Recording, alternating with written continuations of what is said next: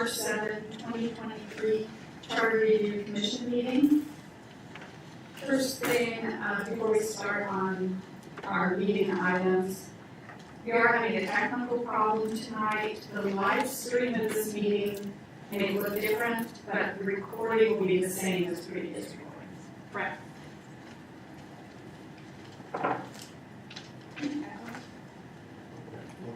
Higher.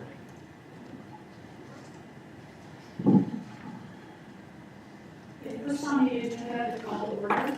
Nancy, would you call the roll? Summer, Here. McDonald, Here. Casey, Here. Huff, Here. Allender, Here. The Hart, Here. Frakes, Here. Waters, Here. Steele, Here. Boatright. Here. Next is the approval of the February 21, 2023 minutes. Has everyone had a chance to review those? Motion to approve. Second. Second. All in favor of approval of the minutes, say aye. Aye. Opposed? Unanimously approved. And announcements. We did receive, thank you, Lindsay, for sending everything else so promptly to us. Did everyone get a chance to look at the documents that Lindsay emailed to us and included some information from staff? And the amendments that we voted on? Any discussion of any of those items? Anything else? Any announcements? Okay, so we'll get right into it. And I wasn't in person last meeting, so I think I kept good notes. I will seeing everyone, but I believe that the first thing that we're going to start with today is section 2.11, city management analyst. Is that what you showed, Lindsay? Yes.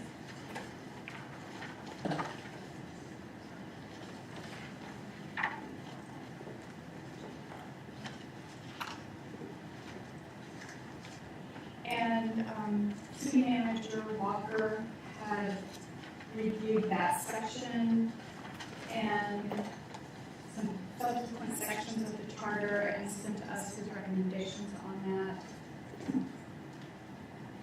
We had some discussion at the previous meeting. His recommendations were to delete section 2.11 in its entirety, and to leave sections 2.26 and 2.27, which allows the city to keep this position, or however they would like to revise it, rename it, requalify it. But it does take the title city management analyst out of the charter requirements. So, and I would suggest when we get to 2.26 and 2.27 that we look at those, because we'll have to do some modification of those to take this name out of it, so to delete it. Any discussion on that? Well, I wish Mr. Walker was here, but I have a question. And he's on his way. He had a meeting that ran along. He'll be here in a few minutes. Well, I guess I can make my comments now, and everyone else can digest them. But anyway, it seemed to me that the title should be changed. It should be the city auditor or internal auditor. I don't have a problem with that. But then he primarily suggests that we just do away with that provision. And my question to him is, I would think that an internal auditor would be an important tool for the city council and mayor. And I would like to hear his rationale about abolishing that position.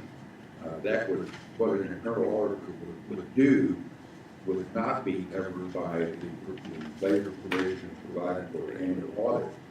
In addition, the elimination of section 2.27 doesn't really work. It would seem like that we should have a provision that the council annually review the objectives of the city departments, etc., and make a public report. On Mr. Walker's alternate his alternate suggestion was an amendment to section 211 that provided at the bottom that the city auditor could not less frequently and annually evaluate the efficiency of performance goals, et cetera, and make public those evaluations and eliminate .227. Well, I don't think it should be up to the city auditor to make public his evaluations. I think that should be the city council. So, I mean, the city auditor can make reports to the city council, but it would be up to the city council to make, give their evaluations public view, and it would not be a job for the city auditor. So that's my 2 cents. Any other discussion?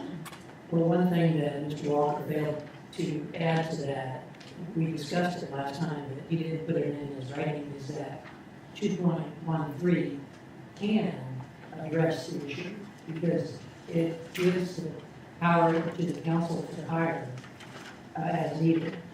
So he felt, and I agree, that gives the council the authority to continue to hire, but it just doesn't put it in the charter. And Mr. Allender, Mr. Walker did recommend that we keep 2.27. I'm sorry, Mr. Walker did recommend we keep 2.27. I didn't read it that way. And I apologize to you, I'm having I've got an appointment with my ear, nose, and throat doctor, but I can't do it very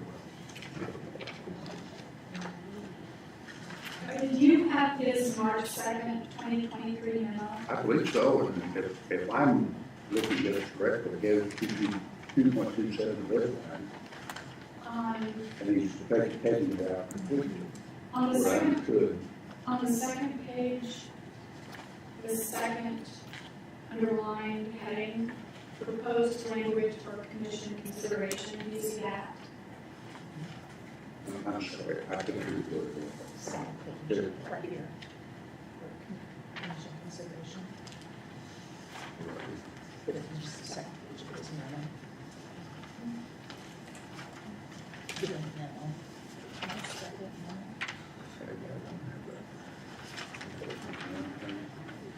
I think, so part of the confusion might be, and again, I think Mr. Walker will probably be best to address this, but it says in the section that, right under proposed language for commission consideration, it says by deleting section 2.11 in its entirety, the commission could then leave sections 2.26 and 2.27 in their current form, as these will be obligations city council must fulfill, but will be free to choose how to include on an annual basis.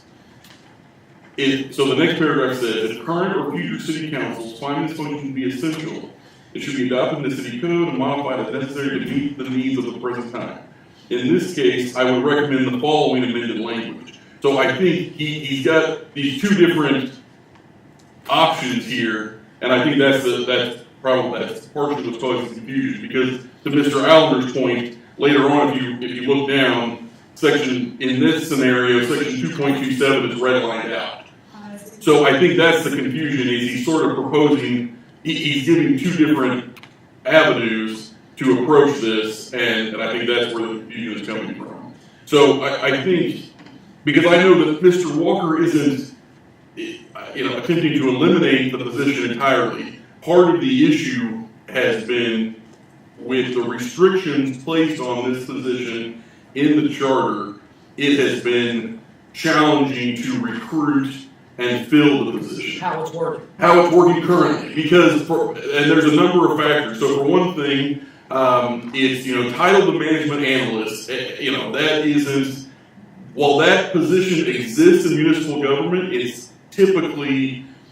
not what this is designed for, and so that's where the auditor comes from. So part of I think the issue and the confusion comes from the terminology. Another issue has been that it currently says, no other person can perform this role in the city government, and that there's also time limits on who can serve and that sort of thing. So it makes it difficult. So someone couldn't be moved into that position who's currently working for the city. They have to come from external. They have to be an external candidate, And, you know, and then beyond that, there's also, you know, salary considerations, which is beyond what's here. But I know, you know, it took the last management analyst, I think it took them about a year to hire him, and he recently left after I think about 8 months. And so, and my time may be a little off, but it took longer to hire him than I know he was here. I remember, I know that for sure. And so that's part of the issue here, is not that the position shouldn't be there in some way, shape, or form, but with the current restrictions placed on it, it makes it difficult. And beyond that, there isn't really a backup plan that's in place. So while that position was vacant, you know, again, the council can't force someone to accept the position. And so while that position was vacant, we, you know, we did the best we could to satisfy the charter requirements by utilizing other contractors to perform that work, but that's clearly not what the charter wants. The charter wants it to be one person full-time in-house. I think he said something about the word of most people were referred to it as auditor, and if you gave the CPA, and so he said there was certainly some pause for applicants thinking, well, I'm no CPA, I would apply for a city auditor. Sure, and so, yeah, there's definitely some disconnect. So, welcome to the fun. Hi. Sorry about that. So after doing some research, the only cities I could find around us that had a defined position were larger communities, Kansas City, and then the unified government, KCK. The other communities had charter requirements to do an independent annual financial audit. A few of them had provisions that said that, you know, the council and or city manager could call for performance audits. But most of that was contained in city code, which then laid out a process for how a performance audit could be called for. So it wasn't a position that was very common, particularly among cities our size, though the performance of the function was fairly common.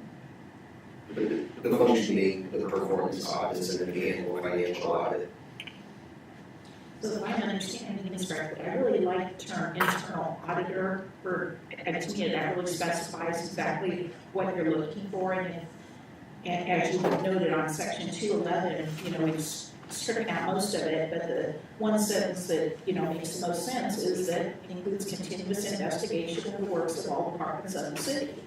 And to me, that exactly describes what the position is, but then the particulars is the suggestion to move that to a different part of the, not the charter, but more specific elements of a different document. Right, into the city code ordinance, which is still adopted by and can only be amended by an act of the city council, so it has some more formality to it, legal authority, but future councils can amend that from time to time as is needed in their opinion for the community to meet the needs of the residents and the council. And since this was such a difficult position to fill, you know, maybe changing up the name of it might give it a different appearance. That has been, again, my personal experience and the feedback I've heard from others is what we're calling it is not catching the eye of the candidate that we want to be, and vice versa, we may be missing candidates because they're not seeing a title they're more familiar with in their profession.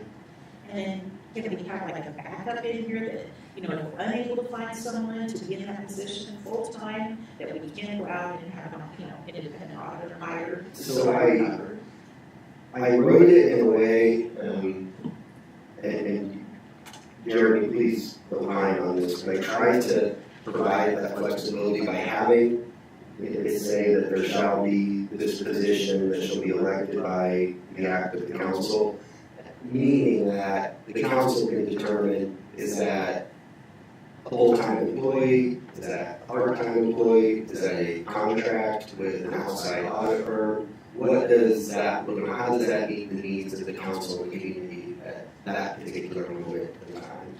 Can you clarify what your recommendation is? Because I think there's because of the different options here, I think there's some confusion from them on exactly, at least on what you would recommend. Right, so, you know, if we're starting from scratch, based on what I saw from other cities, I would recommend getting rid of 211 altogether, and then council can decide, do they want to have a performance audit performed annually, semi-annually, quarterly, whatever that might look like. However, we are starting from scratch, and we recognize that, you know, perhaps this position gives our community some level of assurance that there's an independent party that's not the Fox watching in-house, and having then the language in 211 that I have there would be my recommendation of how to perform the function but still give latitude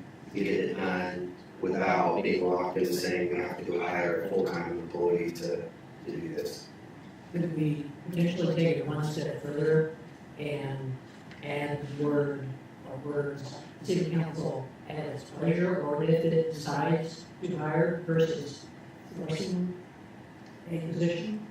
So instead of their shall, their may be. That's, I mean, that's within, obviously within your prerogative to make that recommendation. That would take it from the mandatory that it is now to an optional position at the discretion of the city council. That's what I'm hearing, is that mandatory is a little bit of, and I'm really talking to you guys, and that is that the mandatory part of it is a little bit of a hitch, because it seems like sometimes it's necessary, and sometimes the position isn't. I don't know, I've been involved in a lot of organizations, but I think an internal auditor is a very, very, very important position. I mean, you've got department heads, people running different things, and you have somebody keeping an eye on it. I mean, you know, it's kind of like you don't have the same person writing the checks to balance the checkbook. So, I mean, I'm not running the city, you are, but, I mean, that's the way I feel about it. I've always felt that have somebody check the checker, and I think that's an important position. And if it's temporary and may or may not be, or they can change it around, that might deter applications of somebody looking, you know, for a career ahead, or, you know, it may or may not be a few months, maybe a year, maybe 6 months, so that's very true. You gotta kind of watch, you know, somebody, that's gonna be a pretty high task, a lot of departments, a lot going on, as we know. And then you kind of, you know, that's just a thought of you're wanting to deter, you know, may or may not be willing to be there when they're gonna work on or have a job. So I think that's a very good point. Every now and then, Yeah. before, I get, but No. I knew this was. No, I'm just saying for real, Yeah. it's the checker is standard now. But you also, I don't think want to deter somebody that may be a 4 or 5 months a year job or something like that. But I would, you got a good candidate, you want to just try it like you do. So is the consensus of this group that we leave 2.11 in with the modifications that Mr. Walker has recommended? I know I'm talking a lot, and I need to shut up, but anyway, I don't have a problem with the modification except that last paragraph, but I had a question about that. And again, assuming we're leaving in 2.27, I don't believe that the city auditor or the internal auditor, how we label this person, should evaluate performances and make public those evaluations. I don't think that's the job of the internal auditor. I think it's up to the city council. Are you talking about section 2.27? Well, at the bottom of 211. Well, right. Yeah, so I think the idea, and Mr. Walker, correct me if I'm wrong, is that, you know, he's eliminated, what his suggestion here is to eliminate 2.27, which says annual evaluation by council. The council, no less frequently than annually, shall evaluate the efficiency, performance, goals, and objectives of all city functions and facets of the city administration, and shall make public those evaluations. That function is done by the management analyst or auditor. The council wouldn't be doing that themselves. I'm with you. Okay. But as far as making it public, reporting to the public, That is not the job of the internal auditor, that's the job of the city council. Oh, I see, okay. Well, then, so let me throw this out. Then the last line then, what if it said, the city auditor, no less frequently than annually, shall evaluate the efficiency, performance, goals, and objectives of all city functions and facets of the city administration, and shall report those findings to the city council. I agree. Yes. Okay, And that's leaving 227 in. I still think it should be the responsibility of the city council. okay, I don't think they're mutually exclusive, so. Okay. I like the extra words, wherever we put them and wherever they're used, because it sounds as if this position is for the efficiency, performance goals, objectives, process, evaluation, as opposed to just works. I'm not sure if we just, had it be your investigation of the works of all department, that would give enough clarification that we really want it to be process improvement. Sure. Performance. Yeah, I agree with you. I do. Probably shouldn't, the city auditor should not evaluate goals and objectives. I don't think that's the city auditor's job. Yeah, evaluate the cost, that's the point, very good point. That's the city council's job. Yep. I agree with you. Because the departments will have their management and their directors and things like that, just to evaluate process.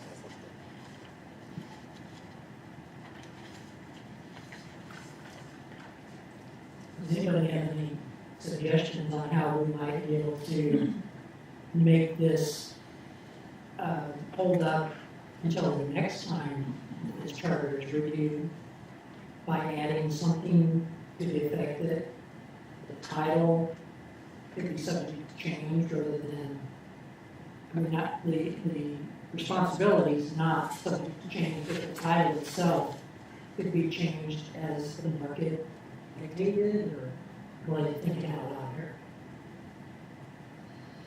Because I'm sure at some point the management analyst worked and now doesn't. And the city auditor be outdated at some point. I like internal auditor. I don't know. Internal auditor. Yeah, you like that, do Yeah, I do.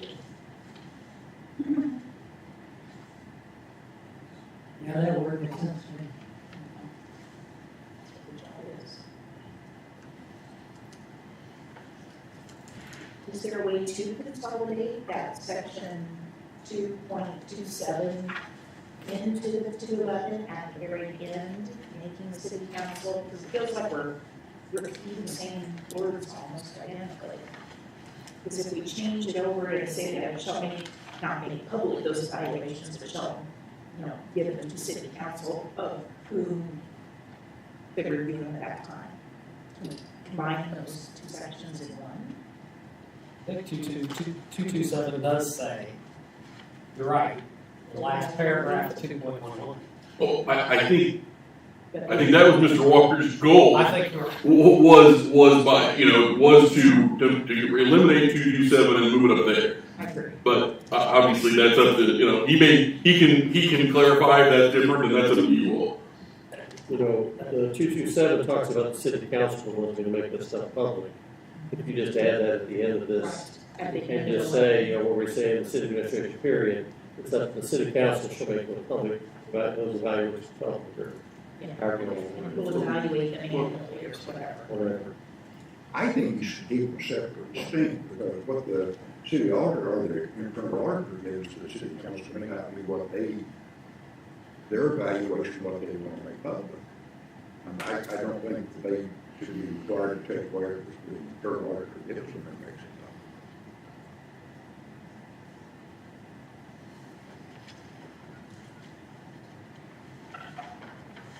public. How is it handled currently?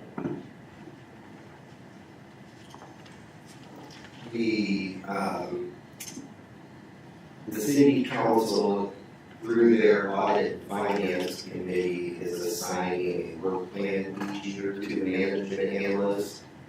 And then the management analyst is to provide an annual report of their activities, their investigations, kind of a status report, if you will.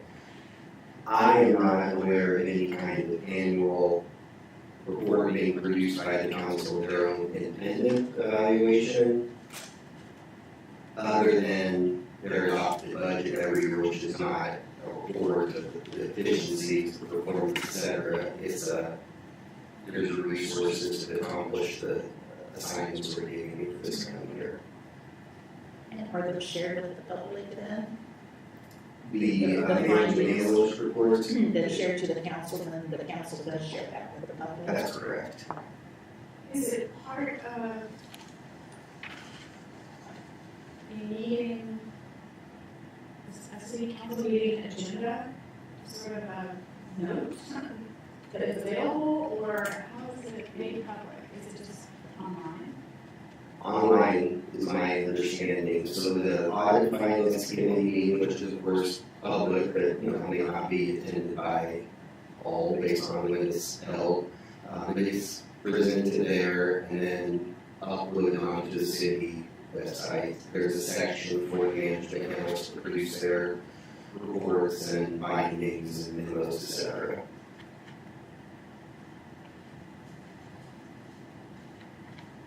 Do you think that's the intent of this old charter section? So this is total speculation, but here's my best guess. They wanted to make certain that somebody was making sure that all of these functions and services, et cetera, was flowing the way it was intended to. You have to, of course, the city was much smaller at the time this was produced. Fewer departments, smaller staff sizes, et cetera, so it may have been less of a laborious task for somebody to perform.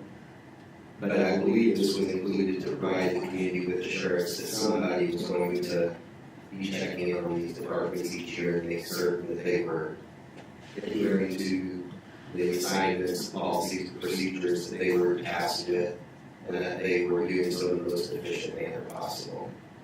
I think over time, that has become more and more a part of how the Audit and Finance Committee uses this management analyst position.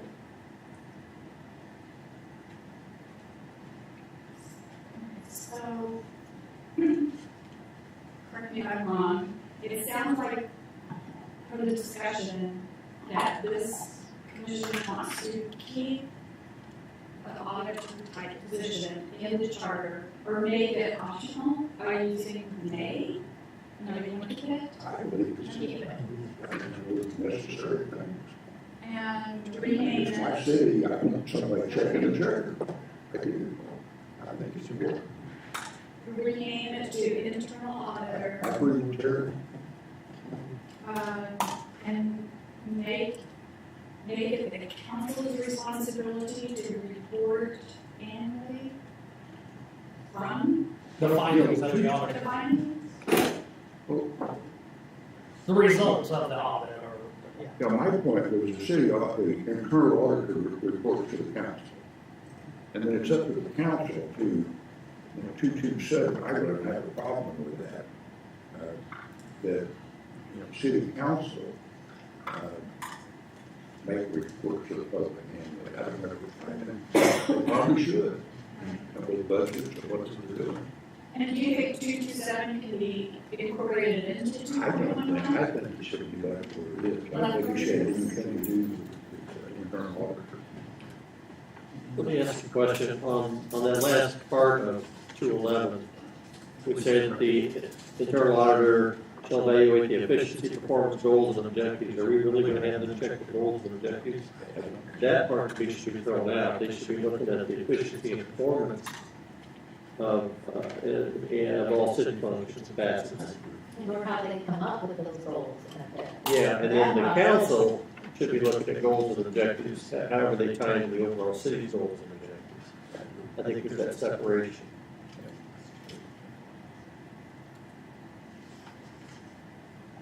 So you're saying 2.27 is worded Well, yeah, I mean, they're gonna, I think the council would be responsible for the goals and objectives, probably all of that.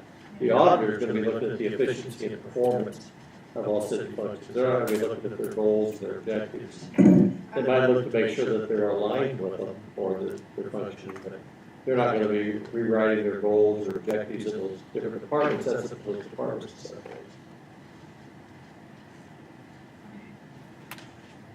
So do we want to, with Lindsay's assistance, work through 2.11 and reword it, and do our strikes and our additions, changes? Yes. Okay. So to help Lindsay get started, are, other than, so we want to change it to from city auditor to internal auditor, okay? And then is what is currently shown as deleted up until the new last paragraph? Is everyone generally in agreement on that? Well, I'm sorry, I'm looking at Zach's, Mr. Walker's memo. Get it marked up. Mr. Walker's markup, that's what I'm looking at. Yes. So it shows several changes up until we get to that, that new last sentence.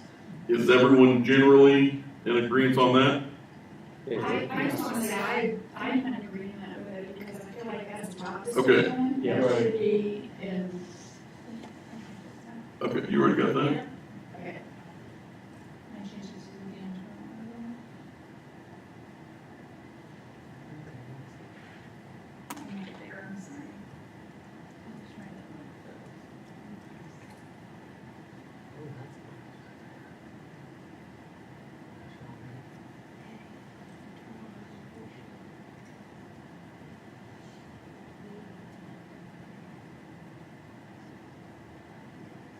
Well, we're gonna take, and once it's there shall be, make it there maybe. Well, I haven't heard a I'm hearing hearing mixed answers on that one. So the shall, we agree it should be shall, rather than may. That's my opinion. It says shall. Leave, that's all Yeah. right. Okay, I agree. One consideration, if you're, so, yeah, to leave it as shall, one consideration is then putting in there some sort of backup plan. Because the issue that has been is, it currently says shall, but if there is, again, no one can force someone into that position. So if that person, if there is not a person in that position, then who performs that function? City attorney. Well, it's, Well, Public. Tom said that earlier, and I kind of agree with him. Call that Plan B. Those change, needs to give the council that authority. I missed what you said, Mr. Allen, I'm sorry. Well, Tom said earlier that he believed that section 213 gives the city council the authority to adapt and hire someone, whatever, part-time, whatever, if they're required to get the job done. And I take, with reading it quickly, I tend to agree. The 213 fixes your shall, if it becomes vacant, the other personnel. Full-time, part-time, contract basis.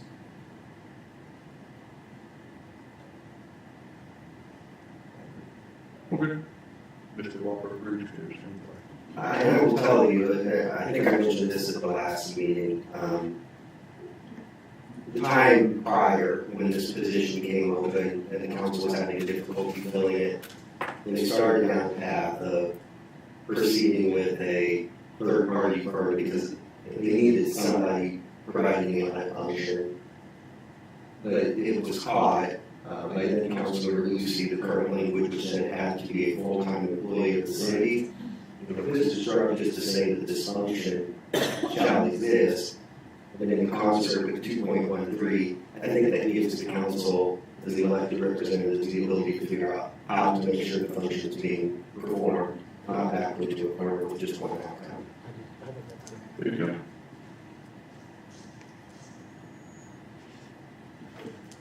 Okay, so then that takes us to that the last line that Mr. Walker had in there, what I was hearing from the group generally is to leave that except for, so it's gonna say, what I think it would say is, the internal auditor, no less frequently than annually, shall evaluate the efficiency, performance,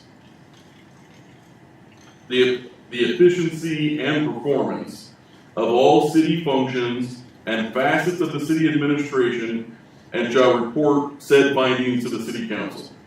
Yes. Is that what I'm hearing? Yeah, sure. I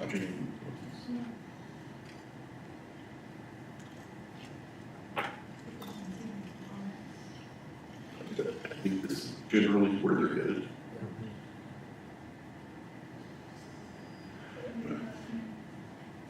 You will see, everybody see that, by the way? You scroll up. The other way. Can we enlarge?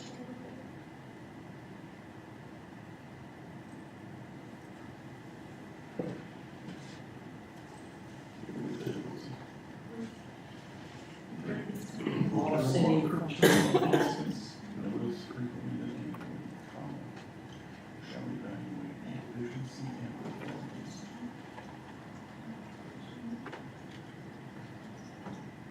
Efficiency and performance of all city functions and facets of the city administration. And shall report said findings to the city council.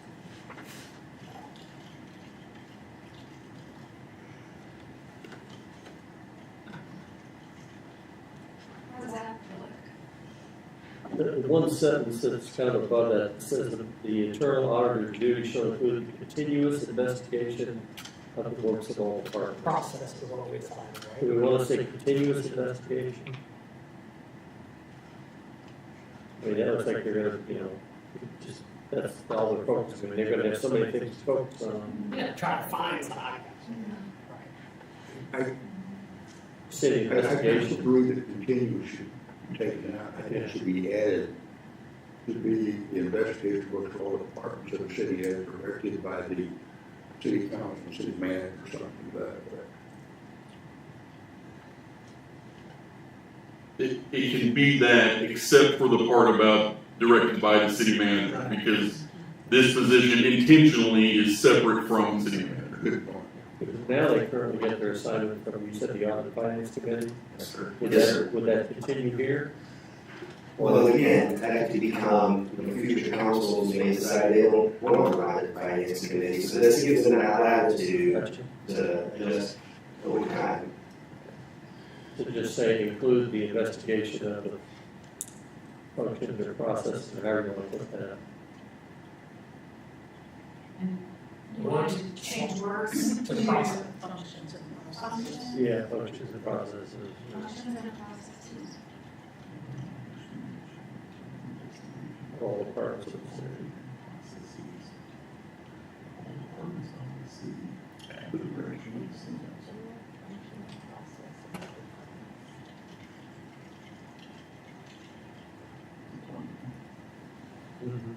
And then very, very end, maybe just the word TO after findings to the city council.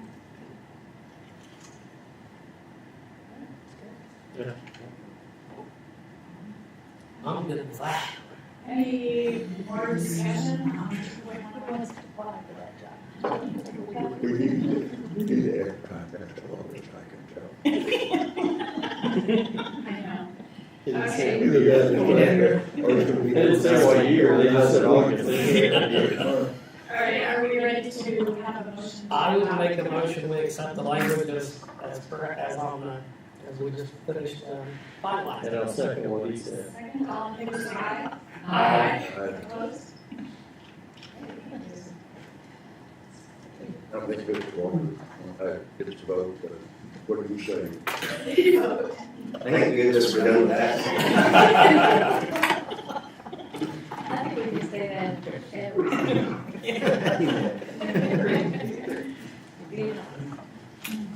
Your secretary,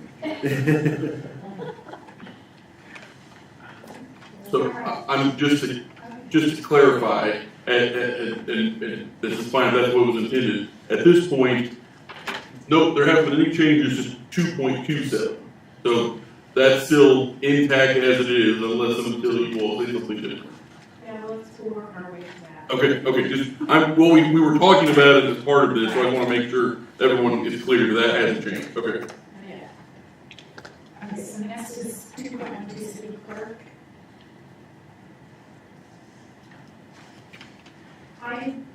I did not see anything that needed changed in the city clerk section. However, this is kind of a continuing question I have is, should there be some sort of allowance for converting from paper records to electronic records?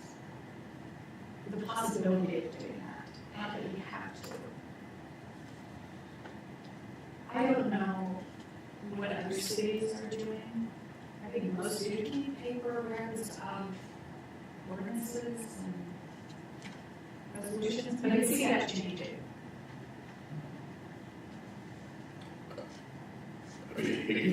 That would be reasonable, that's up to you all. I mean, yeah, that makes sense. As I'm reading it, it talks about, keeping them in a bound volume and that sort of thing. I mean, I can't say exactly, and maybe Mr. Walker can,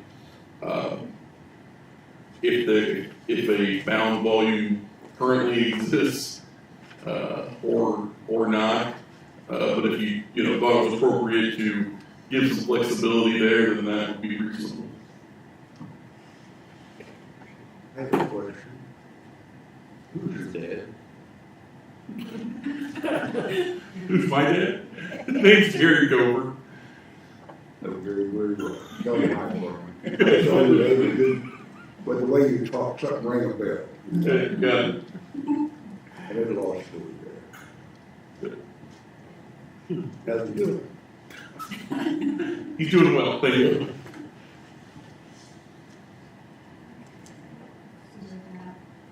Maybe we would want to add a little wording to allow that. I think it's being noted, they still do it that way. People say, is it an onerous, is it typical? I personally see cities going towards electronic records. Right. I don't know if they're there now or. I would imagine we're still keeping some paper records. Yeah, I mean, there are some, the original ordinances and all of those that are signed and everything, those are definitely still kept in paper form. That much I know. Maybe Mr. Walker can add to that. So I could stand to be wrong here, it's been known to happen, but I'm not aware of a handbook of the proceedings of the council. That's all happening digitized now, the council's getting their agendas sent to them on a tablet, they can have it printed off if they want, but the clerk is operating off all digital records now. If the city were to produce like this memo that I've written for you, that's a paper record, we have to file that, of course, with Missouri Sunshine Law and keep it for a certain number of years before those records can be destroyed. So those kind of paper records are still existing, but most of our business is digitized now. And what would the term for that be? Electronic record, digital record? Does anyone know? Well, I think it says it in there, it says documents, records. But I also see it could say digital records. Electronic stored documents. Documents, it's five, right.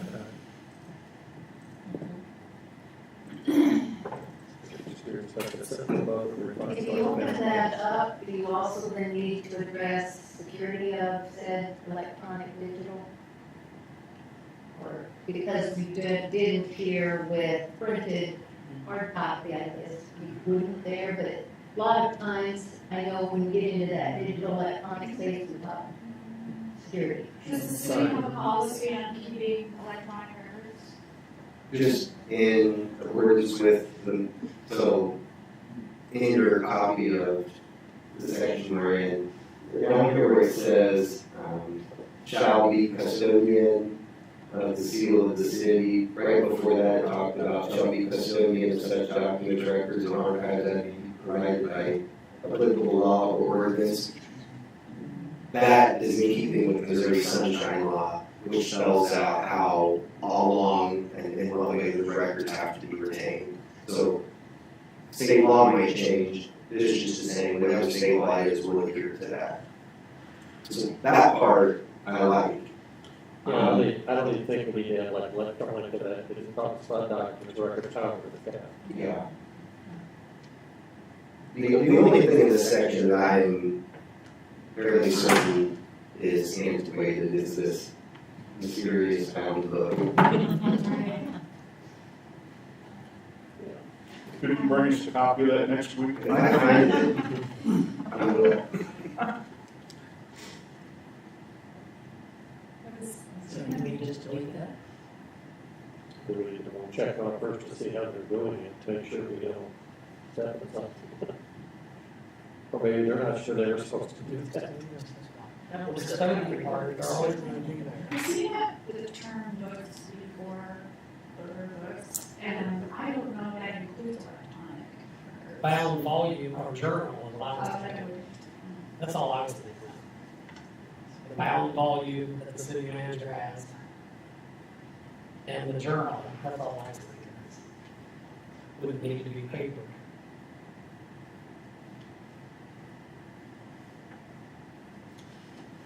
What keeps coming to my mind is, and I have no idea if that's applicable, but in corporate, they still require you to keep your hard copy corporate book.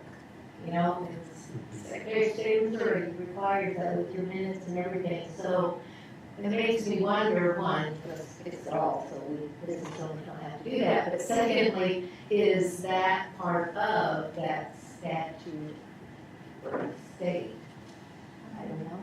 I have not seen anything in the state law that requires a bound paper hard copy. It might not need to be addressed at all, because it says custodian. They would be, if anybody needs it, refers to it, look at an old charter there, and they would be that custodian. So maybe 212 we could go right to 213. But I'm just saying that I think it's descriptive of what we have, and it gives them the ability to obviously advance in time. Keeping the records, I think that's. I'm just with. Applicable by law. Is that Be the provided bound applicable. volume, what happens if there's a timer? I'm pretty sure they're not down in the mayor's office, are they? They're probably in the. Mysterious down. Well, could we consider just adding to that or Or electronic as allowed by law or something like that? I'm thinking of. I think the fire department independence is top notch, spectacular.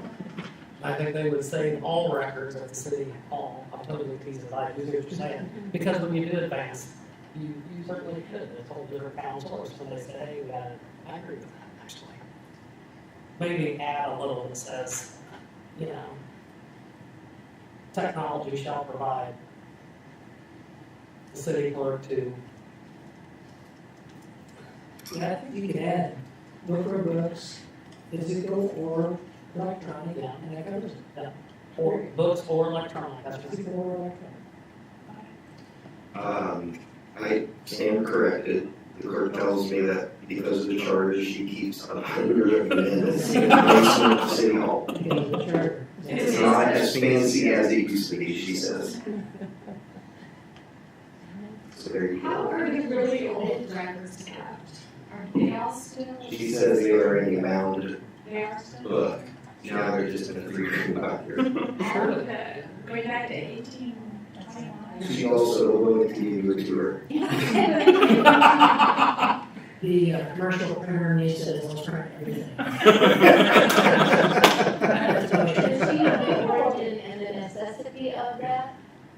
Did you have her on the, phone there? Yeah, I'm gonna find out. I'm doing some digging here. But that is good, wherever, books or electronics, just a slash. Yeah. Agree to it, and then, because the duties are gonna be the same. I think that those old documents have to be preserved, I think I know they are in Washington, I know they are, they're fireproof stuff now, I totally get that. Because, somebody goes to that station, you're not screwed there, but the part of it is, you could probably use a couple of words or a slash in here, and it'd be good.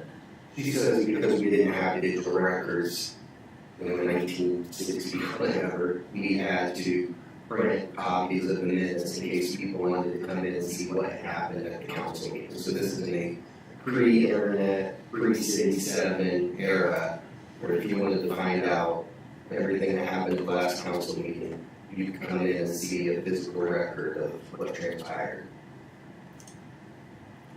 We did. I It'll make her life easier. think the city needs to have the alternative to store this digitally. And so, I agree. okay, so we just suggest that we just add. Right after, Yeah, Go ahead. what you said. right after book or books, you just add comma, or parentheses, physical or electronic, electronically or electronic. Kept to the, for the Okay.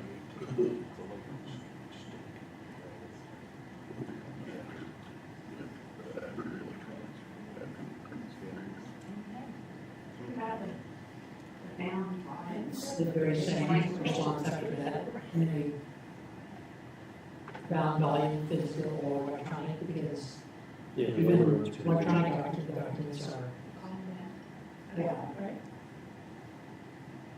I agree, I make a motion to, And I also add that under bound volume. With it being electronic, should we have the word files in there too? If we say documents, records, or archives, should we throw files in there as well? Because it could be, I don't know.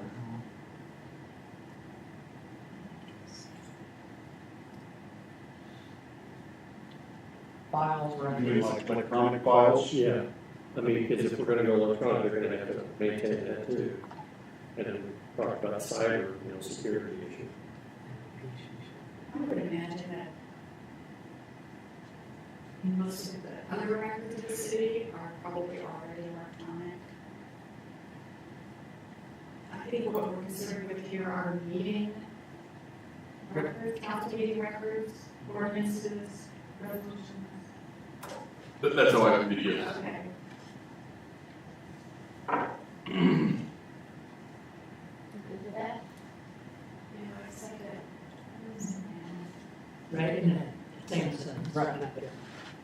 Passed by, in my own volume. Get physical or electronic.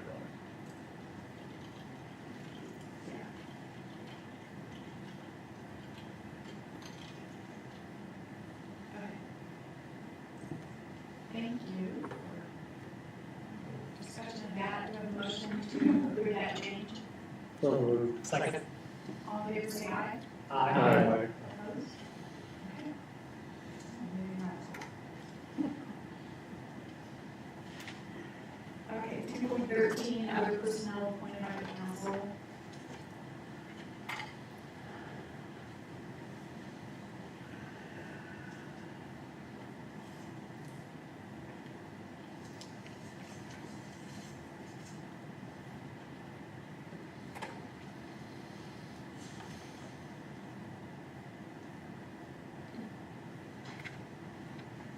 What was the original intent of 213? It talks about assistant council or individual council members undertaking their duties.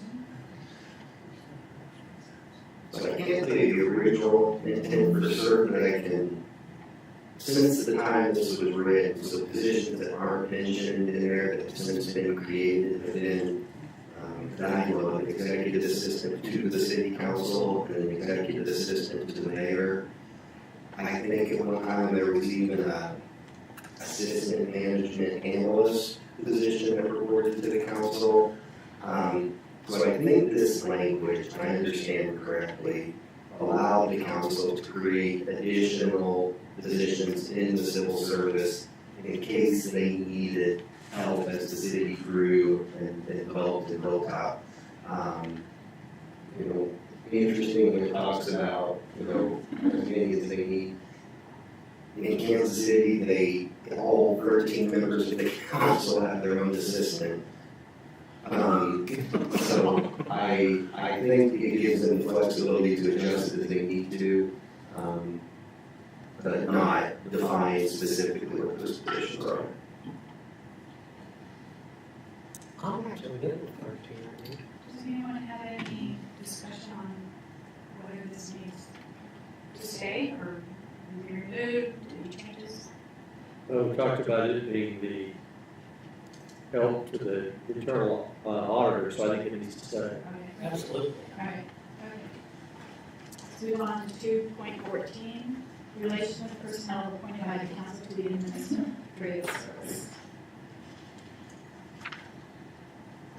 Well, obviously, we have the language of management auditor. Yeah.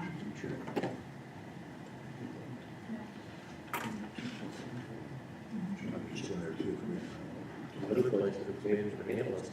Pardon? Other places, it's management analyst, not management auditor. Now, is this something that we feel like needs to stay in the code if we're trying to, move unnecessary items, stay in the charter if we're trying to maybe move some things into code? Yeah, because 211 we just did, and 13. Give that right, but the 214 is kind of redundant with internal auditor, which would be in the office of the city manager, correct? And then 213 gives the city council the ability to hire as they see fit. So 214 may be redundant language to both that we just went over.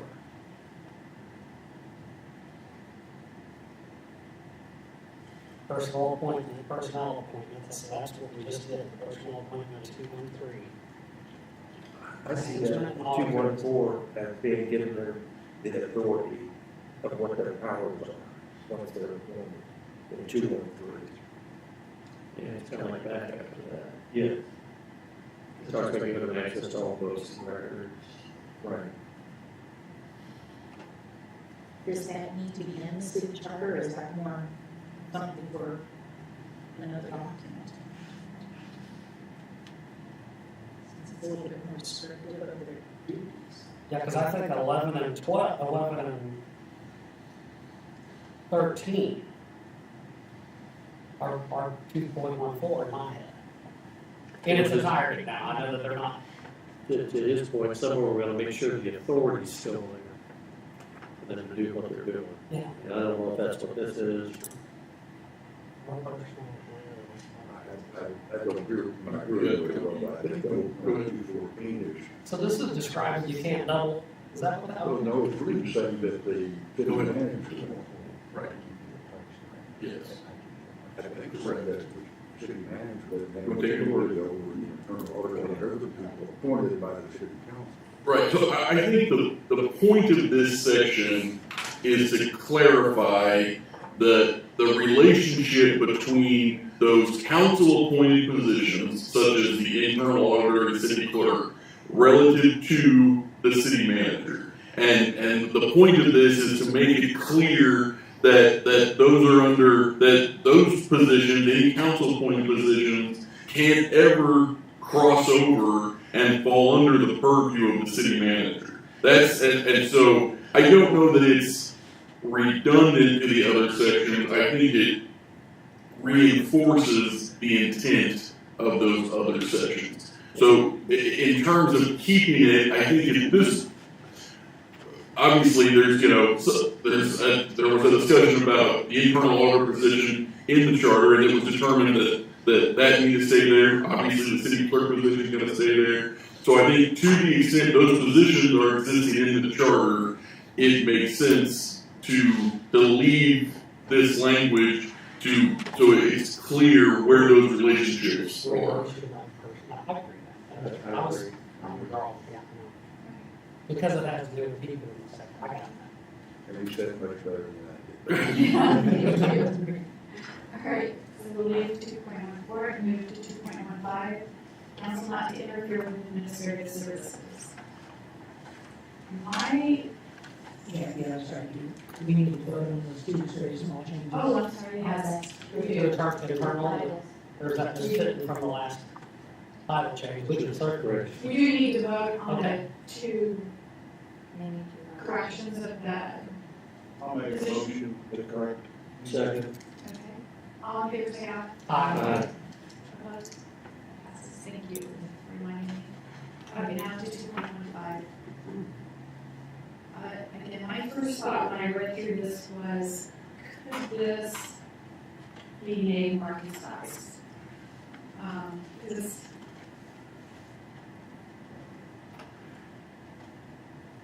I think it's an important point that the council doesn't interfere with administrative services.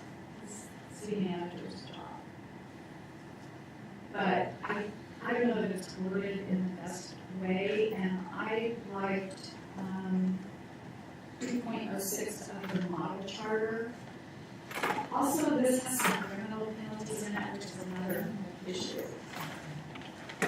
The 2.06, if you have that document.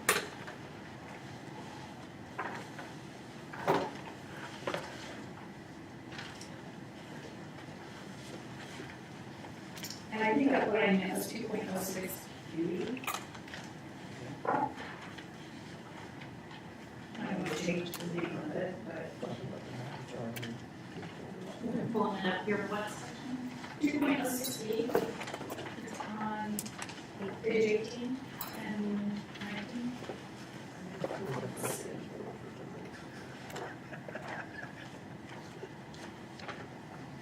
I like B and C in the model charter language.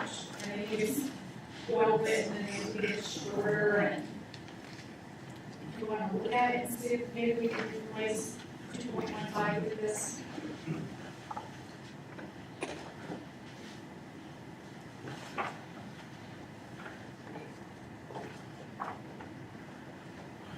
These are a lot more concise than what we have up there, but that's okay.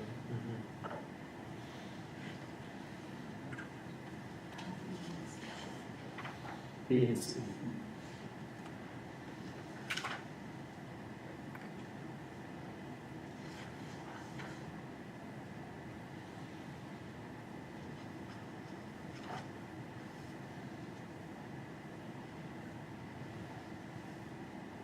Mr. Walker, do you have any comments on that? Did you have a chance to look at it?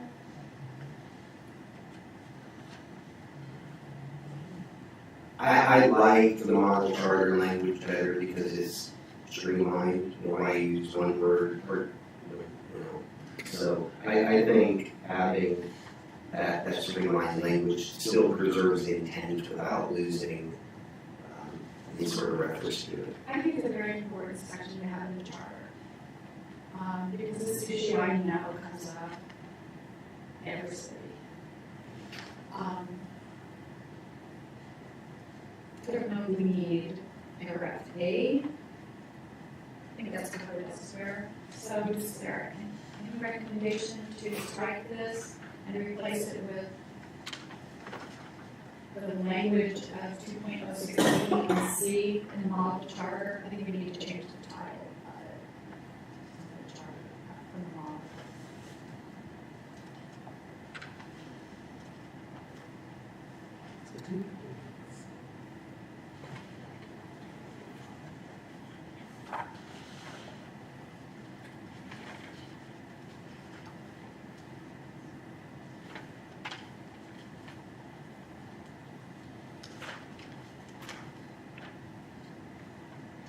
So if, on the model charter, if they violate it, what does that? I don't know that I agree with the $25 to $500 fine, but what does that do to this one? I remember correctly, I think there's a general, what to call it, section, violation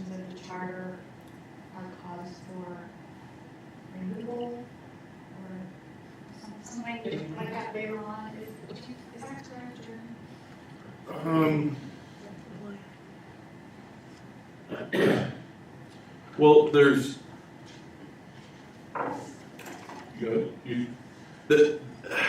There's is a removal section, but it's based on, my recollection is, the only grounds for removal that it addresses are based on qualifications. So let me see, we're gonna leave that later. So I can see if I can find what that section is and see if and so in theory, you could connect those two sections together. I can tell you, right now, it says that all prosecutions for violations of this section shall be instituted by the prosecutor of Jackson County. Obviously that's, without, outside of our purview, and I can tell you personally, I think that's unlikely to happen. And so, I don't know that the teeth it has right now, I don't think are very likely. So if you wanted to give it some different teeth, then I think that's doable. What do you suggest? I'm going to find that. I kind of agree with y'all. Just really quickly, on page 22, section 5.5 talks about penalizing and charging people. I don't know if that's the one you're looking for. Yeah. Page 22, 5.5.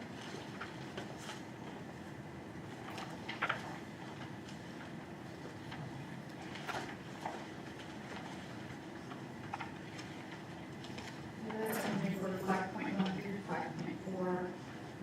That's another one that we could discuss, the same. That's not the one I had. Let me see what it is. Penalty section, that's 5.4. Can you do a word search in the document? Board of Ethics. Or a violation?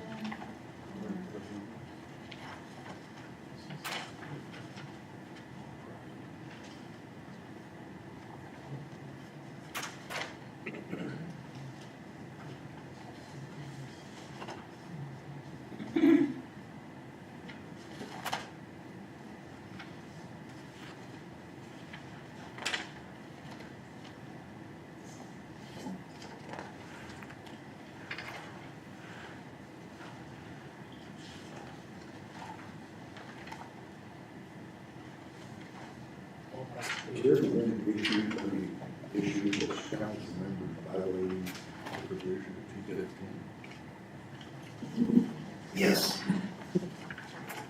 Okay, that kind of answered my question, but I would just leave it alone. It's working. Yeah.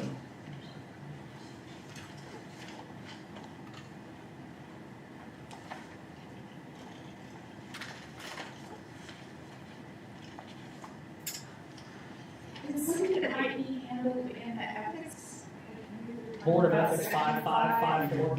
Maybe a new provision? Just a little bit up, broaden it. I I'm not, I mean, I'm just quickly scanning. Okay, I found what I was looking for, and it's in section 2.3.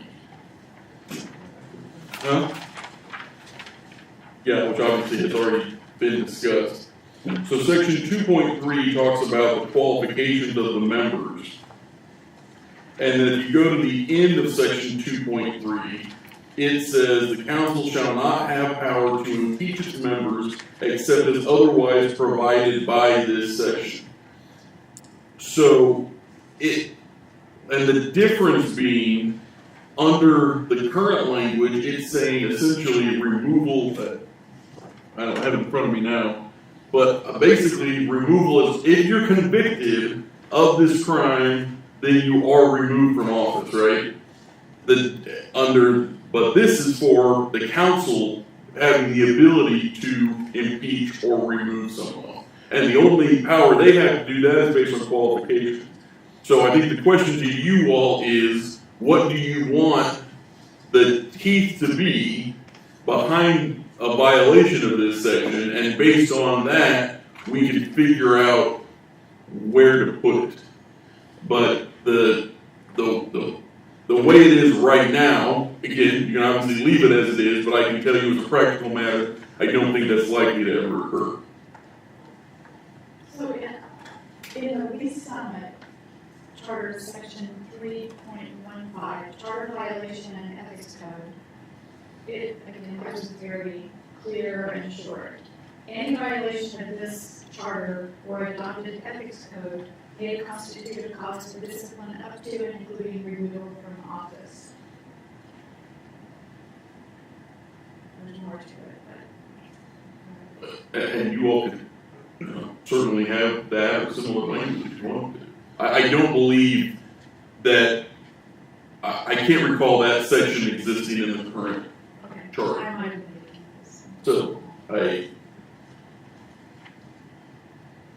So I think we all agree with what want to happen.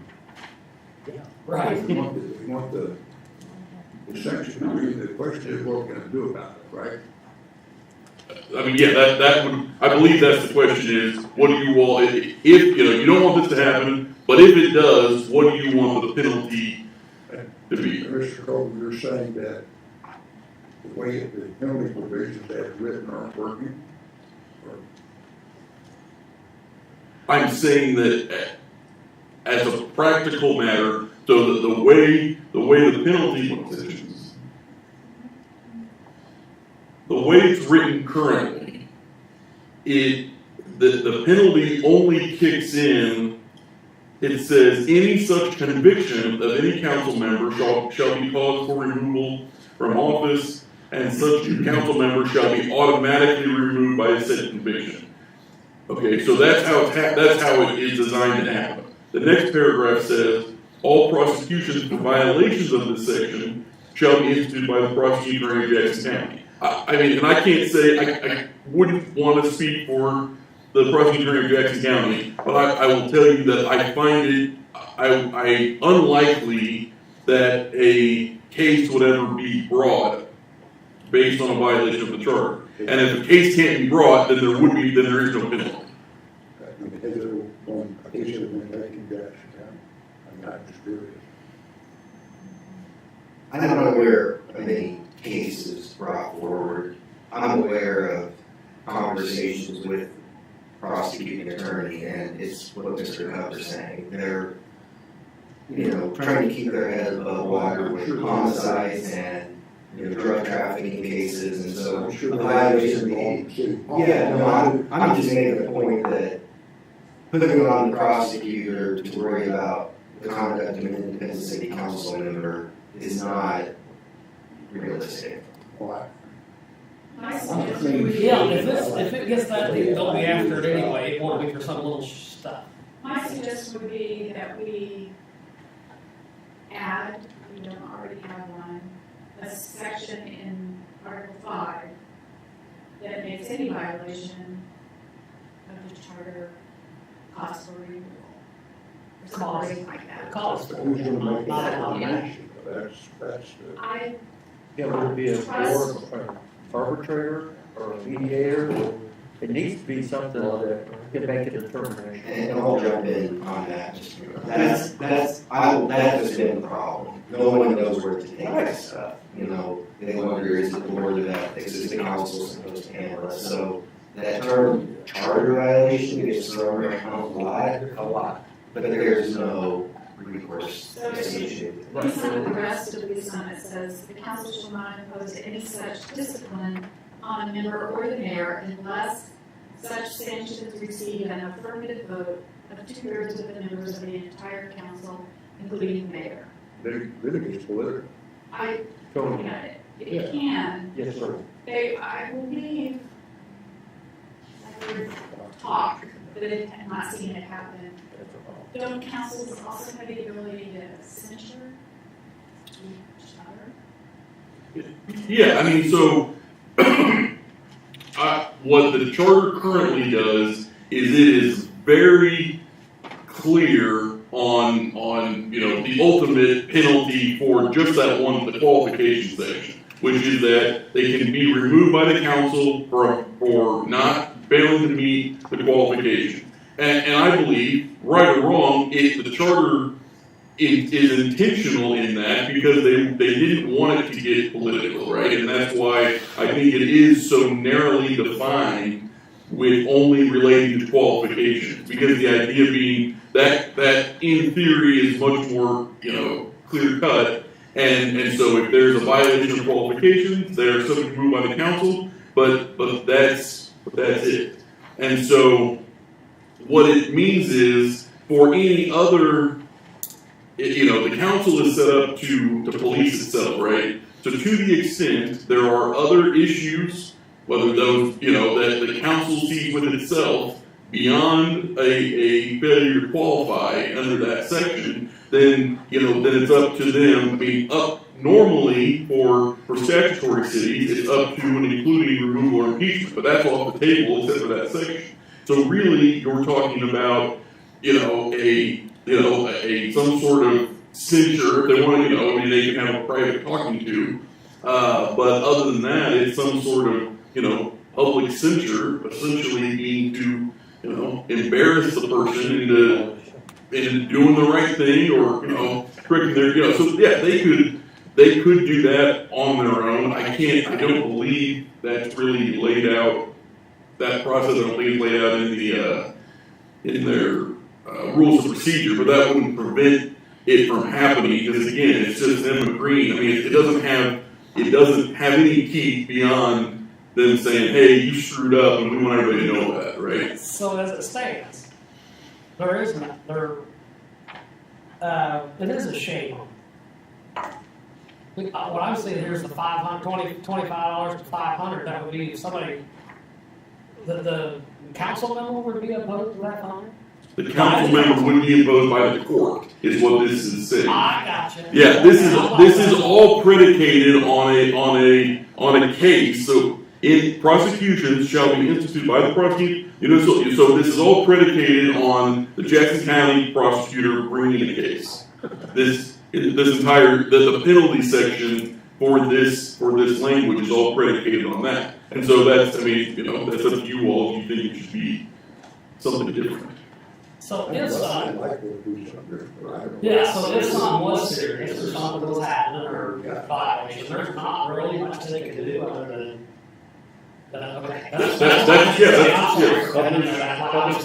read in my head about 25 and 500, got confused about. That's not a body. I see what you're saying about prosecutor now. Yeah. So it says there's nothing you really could do except try to shame them. Not teeth. As a practical matter, absent this process, there isn't currently, as it stands now, there wouldn't be anything for the council to do other than kind of a public admonishment or shaming. The penalty that is in there, which relies on the prosecutor's office, there's nothing as a technical matter. It's fine to say that. It's my opinion as a practical matter, and I think Mr. Walker's opinion also, that it's unlikely that the prosecutor's office would get involved in such a case. Totally agree with that. It was scary. It certainly needs some language to be able to address bad behavior and appropriate, Just for this section? not just minimal stuff. Yes, so in this section, or do you think it might be best defined? What do you think?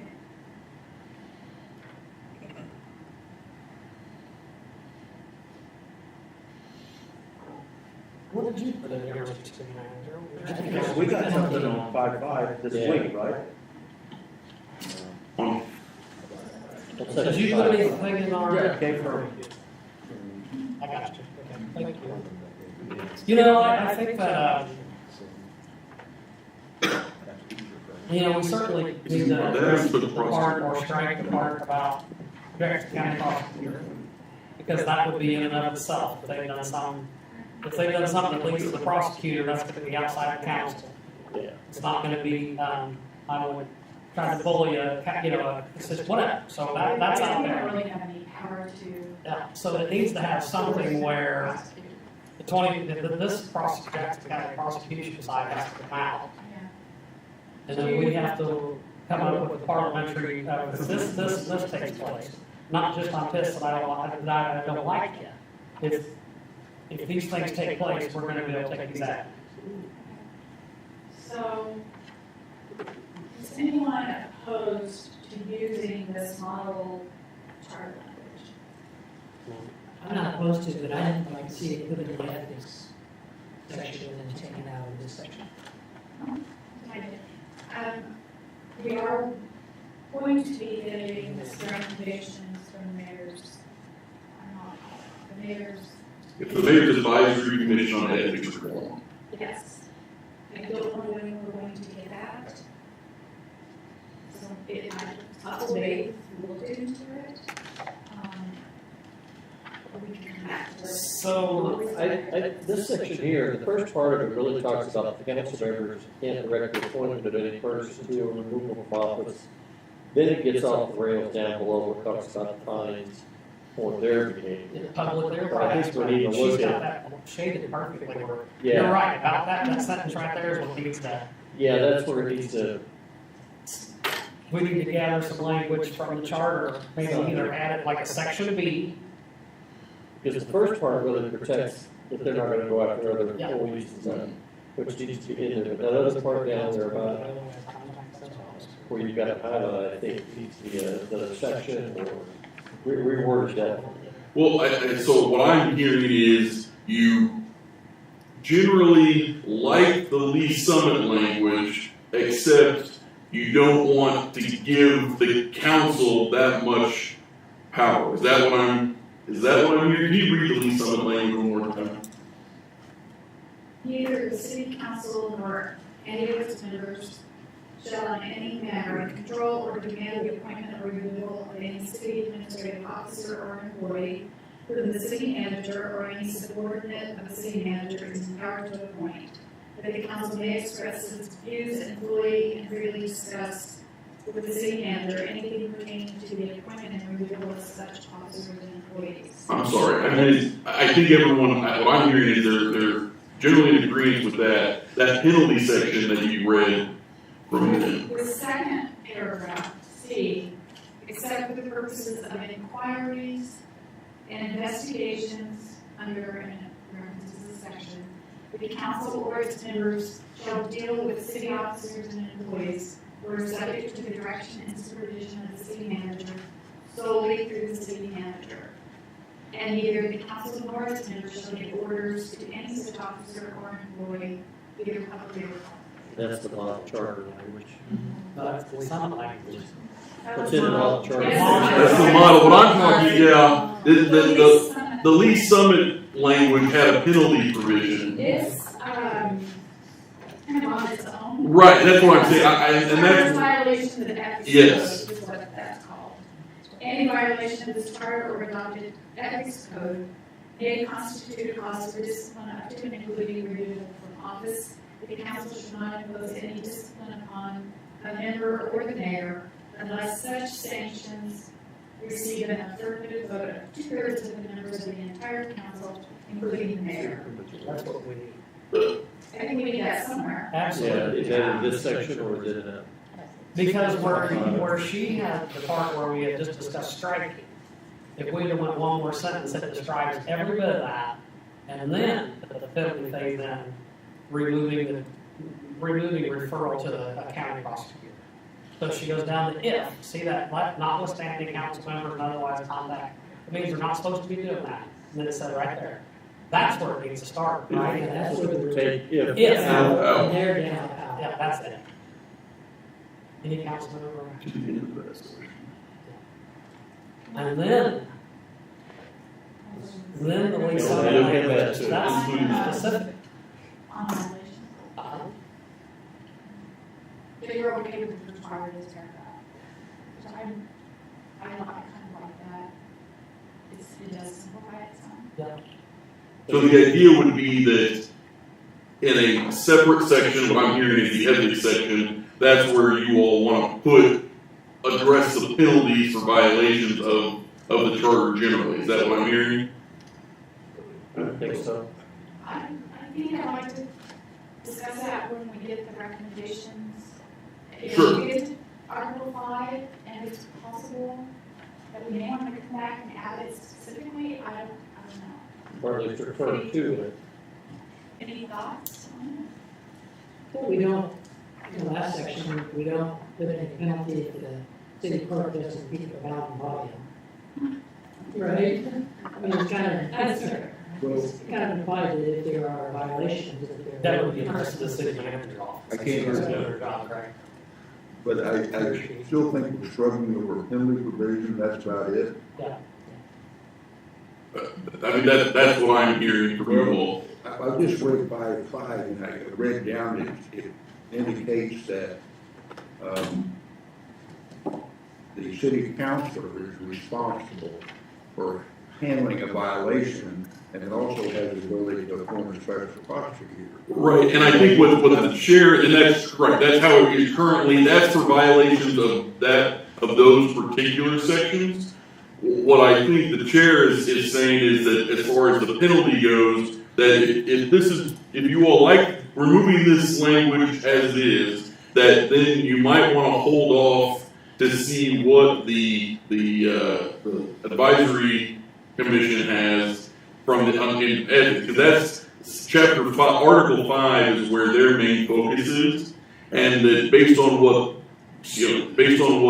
their recommendations are, at that point you all can decide where you want to put in these different, whether you want one penalty section that covers everything, or you want individual penalty sections. Okay. And also that relates back to there was a memo that was included with your packet that based on recommendations from a special prosecutor, and that relates back to 5.5. So I think if you like where this is right now, but recognizing that again, currently there's no teeth, especially once you remove that, and then that's you all will revisit that based on the recommendations you get from the advisory committee. I think that's what we do, come back to. Yeah, but I got the part about, but I don't know that we really need to go into penalty for every little thing.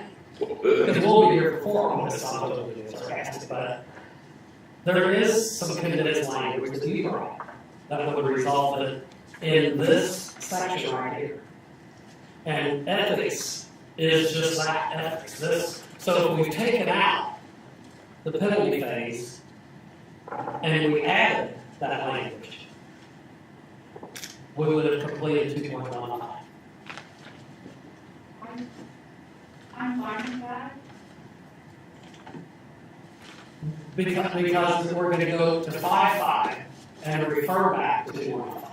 Is that? Or make sure they tie together. That's what I'm getting at. So if we put it in, I made a motion that we put it in, adopt the lease on it, this is for the response language. It would be here, and the ethics are described just as that. A separate blank, a separate Also on this section, more. we talked about the two model language provisions of B and C. Those, do we want to replace those with the first part of this that we haven't touched yet? The top part of 2.15. Yeah. Because it is that paragraph that basically- is, that is the exact same wording without filler words. So what Ms. Goldman's bringing up now is the language from the lease settlement charter that Ms. Summer has referred to, just so you all can see what that looks like and how you feel about that. I like the way that that encompasses so many. Issues here. Comes in a little bit of everything. And what we took out of $2,500, $500 should be replaced with something. In the section of, 215 is going to address probably bad behavior. And this gives the ability to address the bad behavior rather than just say, if this happens, we have nothing to do. Well, we may put this here and it may show up Right. later on, and that's not going to hurt as long as they're, Especially if we worded it here, if we get down to 5, yeah. we may, but as we're in here, 2.15, maybe replace it with either this, or just replace it with this, so anybody would somebody get a second to put the penalty code, or the violation of ethics code in here, to fill in what we struck out. I would make a motion to adopt some language to be, Paragraph 3.15, lease on it. Yeah, 3 points, the first part of that would be like the model language here, that's right. and then, yeah, I'll second that. Motion. All in favor of using that paragraph from the Lease Summit Charter? This is in 2.15. Yes. If you wanna give her a second, put that in there, and then you all can have discussion on it before you vote. And then we'll put the whole thing on. May call, I don't like that language very much. And they constitute a cause? Sorry. And they constitute a cause? Is that what you mean? Well,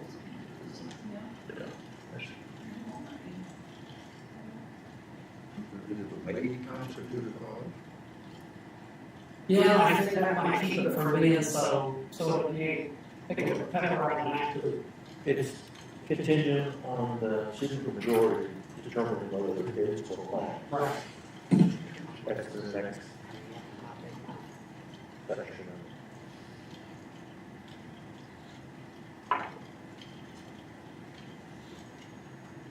And this will be addressed in the ethics. 5-5, 5-5, 5-4, and 5-5 both will. This is the charter. Well, the language that she's putting in now is from the Lease Summit Charter. That's, which is, again, just language of what I'm hearing you all like. Separately from what you all are doing, there's the Mayor's Advisory Commission on Ethics Reform that is also putting a list of recommendations together. The majority of their work is going to focus on Article 5. And so there will, be some overlap and then some potential for some of these sections to interact with each other. And once you all have those recommendations, it's up to you to decide how you want to use them or not. Again, that you're an independent body from them. They were set up to take kind of a deeper dive into into the ethics issues within, mostly within the charter. It's not even, their work is not exclusively contained in the charter, but obviously that's a big part of it. So what I think we're saying is, at some point, you'll get those recommendations, and it's up to you all how you want to use those and whether you want to revisit other sections or not. They just wait, see what we've done, and go. Yeah, We don't here's need my to get that question. deep because it's How does the concern for violation, ethics, or charter, how does it get started? How does does a member of the council, do they initiate the action? And then they put it to a vote, and if it doesn't get 2/3, or doesn't get the supermajority, then it doesn't count, right? That has been the problem. Yeah, No one knows where to start. Yeah, how do you start that? I can tell you all day long, you violated, that's a charter violation. And I've done that many times. I've said that many But times. then there, it's so what, right? Exactly. I've got the vote, so go take a pot. Yeah. You don't like that, you need to sue me. And that's what I hope that we can resolve here at some point. Well, it seems to me that this becomes very political. If you're leaving that, you're saying, well, 2/3 of the city council determine which violations I can include them or not. You're absolutely When correct. you have one city councilman saying somebody's got a burr or saddle for that person, they're out of there. I don't think city council should be policing around. On the other I hand, do think it needs to be outside. I do. on the other hand, there is nothing. Excuse me? And on the other hand, there is nothing. They say you got somebody running roughshod or violating. Don't working with administrative officers or like say a member of council, as I think what this distracts, Mr. City Councilor.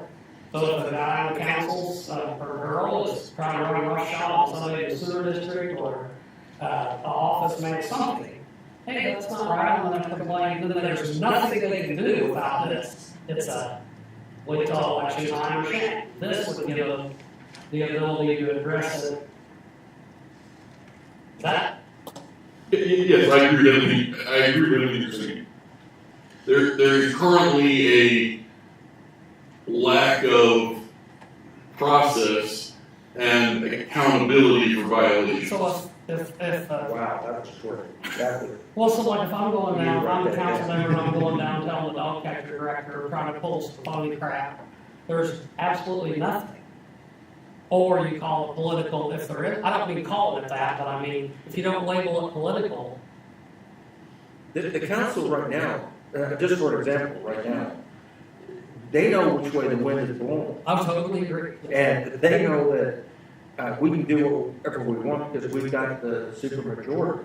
And that's, I think any councilman should be able to initiate a concern. Doesn't mean that they go to the prosecutor or whatever. Right. It needs to be some way to ferret those things I out. feel like that's what we fix, is there's some descriptions for 2.15, and then we block out the part that says we want $50 for being a jerk, or We can still take money. okay. But we go down and say that we hit a level that rises to the complaint. This council's not gonna, they're not my favorite or whatever, but this rises to the level of, I see exactly what you're saying, Rob. You can certainly pick politics out of this. But it would be worse politics if there's absolutely no resolution to somebody that is, that either whether abuse of power or knowledge of someone in office.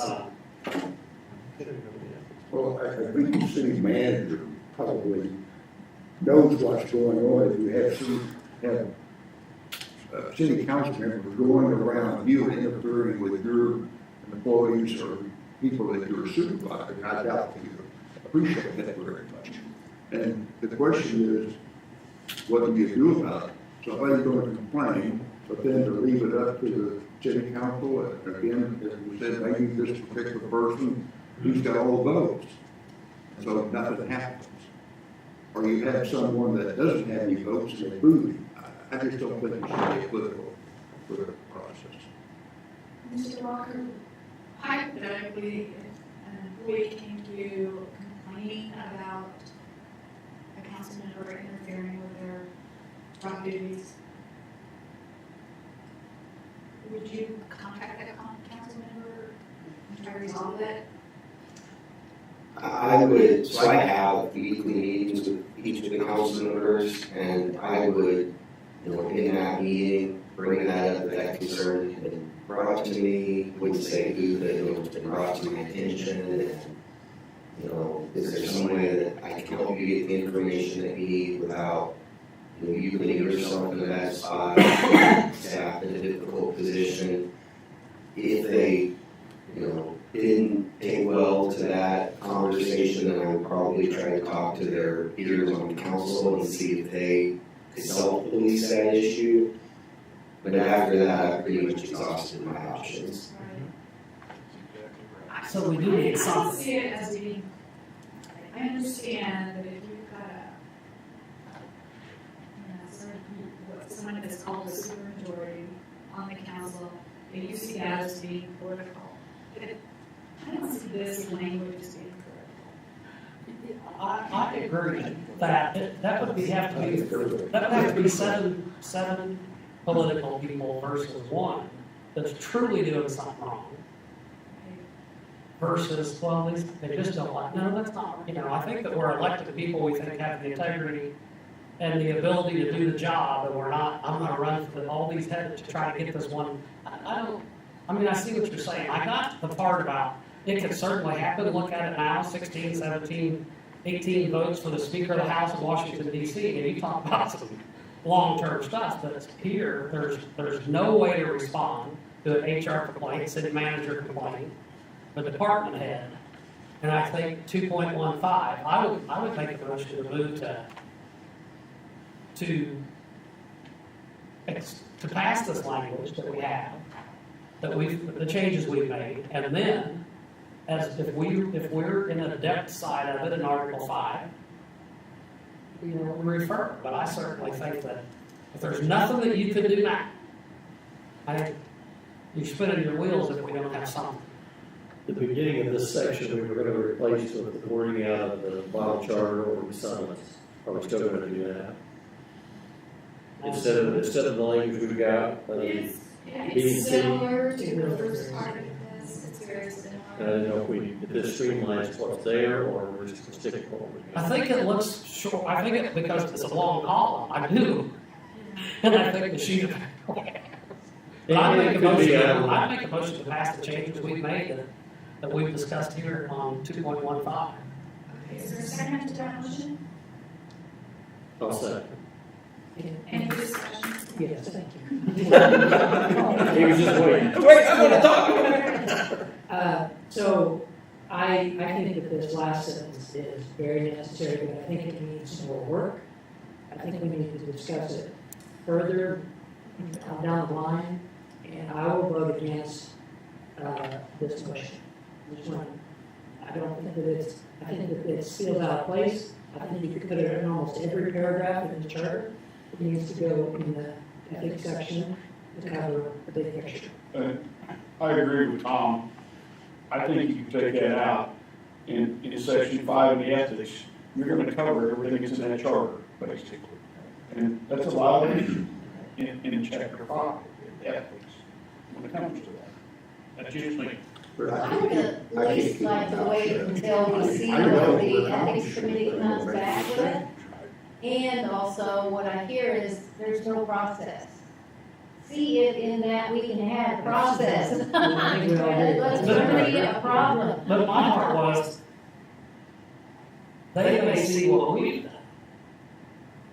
Because the language is condensed, it's concise. And go, that is addressed in 2.5. There's So it something can to be, be done by May 30th or somewhere in that time frame. We'll still be in section 2. oh, that's a good point. At the council meeting last night, originally the advisory commission of ethics reform was scheduled to conclude on March 30th, so at the end of this month. They requested, and the council last night granted, an extension of their terms and of the body itself through May 31st. And so, unless something changes, they will have their work concluded by May 31st. But it has already changed. It changed last night from, The date is already. yeah, they extended it by 2 months last night. Okay, so we have a motion and a second. Now that I've looked at this language, I think we need to take out this charter or adopted ethics. I think it should be this section. But And I can withdraw the motion and we'll work when on I it, or we withdraw can it, fail we it, can one of the come two. back to it. Yeah, I could, absolutely, or we could fail it, but yes, or I could withdraw the motion and the second. That's just a process. And then, yeah, Do what? I John? agree with Carmen, there's got to be some process. yeah, that's it, yeah, I agree. We Okay, so can, that's what, someone can consider that motion withdrawn. Yeah, let's- And we are gonna make a note to come back to that section to look at the penalties. okay.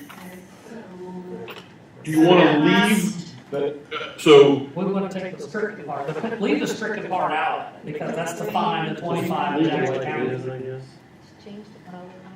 Does that make sense, you guys, if I make the motion to leave the stricken part out? That takes out the Jackson County prosecution, the 25 and 500. Yes. I think did we already make a motion to Pat to do the stricken language? I'd make a motion, we leave it along the way it is until we can get something that we like. I think we're kind of doing it piecemeal. Well, I think we all agree that Yeah, the Jackson County prosecutor, the 25 and we 500. have no authority over the Jackson But we County. haven't got anything to replace it, so why do anything at this moment?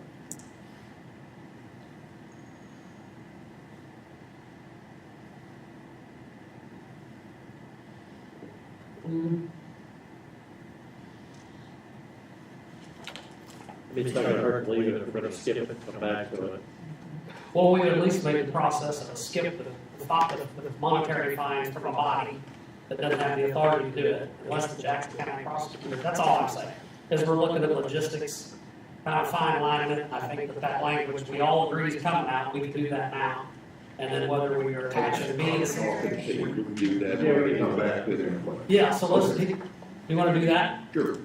Make the motion to leave the stricken part, stricken. Work on it anyway.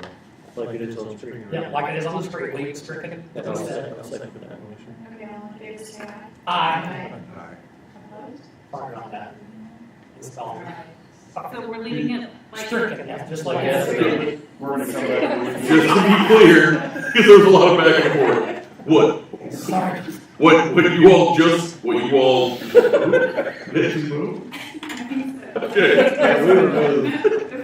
you all just voted on was just to remove That's right. that language, correct? Yeah. Yes. Is everyone clear on that? Yeah, Okay, because I was having a hard time looking at three different screens or different portions. I do have one thing to say. It may seem like that all these folks except me are wasting their time.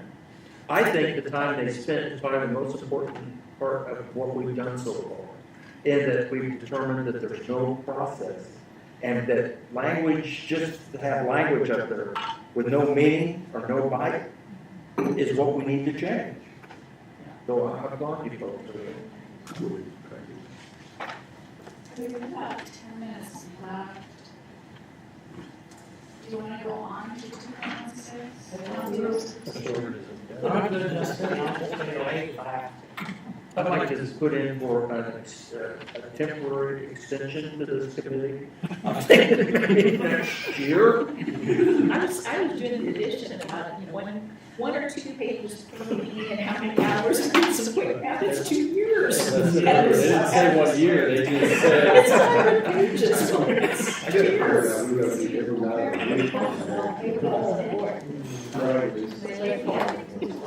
It's just kind It's of, not August. it's pretty short. No, I think you should go. Do we want to do 2.16? Let's go 2.16. Even if we're a little over, is everybody agree with that? We'll try to get It's a pretty succinct As long as section. you give yourself free time. Well, what's the process if we violate that? You have to buy. Okay, 2.16, on the rules of procedure, I'll just say what I thought of when I read through this is that rules of procedure usually are not in charters. However, I think it's important to have quorum and voter requirements in the charter. So, as I looked at it, I thought maybe delete everything beginning with the word vacancies. Everything at the top, you mean down to vacancies? Start here. Well, personally, I think this should come out. I think rules of procedure, they are working on rules of procedure, correct? The council is? So it's 1, 2, 3. They already have some rules. There are existing rules of procedure right now. They have been amended a lot since 2017. Forget the numbers off the top of my head. And there is an effort, so there was a proposal to amend them again. That was tabled for further discussion. It hasn't come back up yet, but that conversation was out there recently. My opinion is rules of procedure should be separate, not in the charter. Something adopted by the council, probably, but it looked at fairly frequently for amendment. So, I guess I'll change what I said, is that I would recommend we delete this section and, would comment to the city council when it comes before them, that we're recommending that it be moved into an ordinance. city code ordinances, or a policy, or their own separate rules of procedure that they adopt. I agree with that. Because if we're paralleling the work or the procedure, rules of procedure. Kind of think as council members change, Yes. in their process, they change. So they should be able to do that without any vote of people. Because that's the parliamentary procedure too. The one vote for, okay. Because when I read it, when I left, I still listened to the end and it was going down. And so my part was, they have their parliamentary procedures, one man, one vote, all, yeah. The procedure, rules of order are in it is the council stuff. I do think that should be considered. I will, I make a motion. The motion is to delete 2.16 with the recommendation to the city council that it be, the rules of procedure be adopted.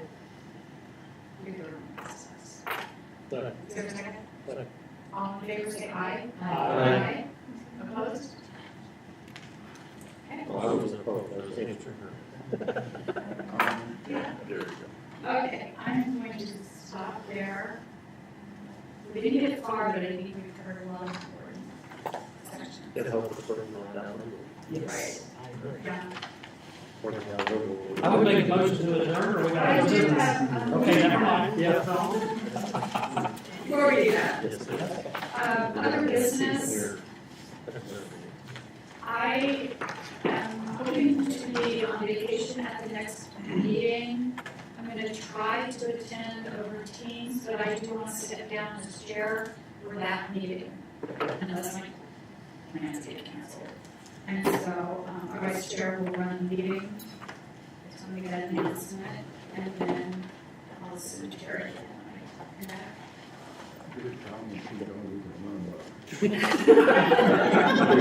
Out of control. He's in charge, good, after 5:30. Any other business from anyone? Okay, do I have a motion to adjourn? So moved. Second? Second. All in favor of adjournment, say aye. Aye. Opposed? We're adjourned.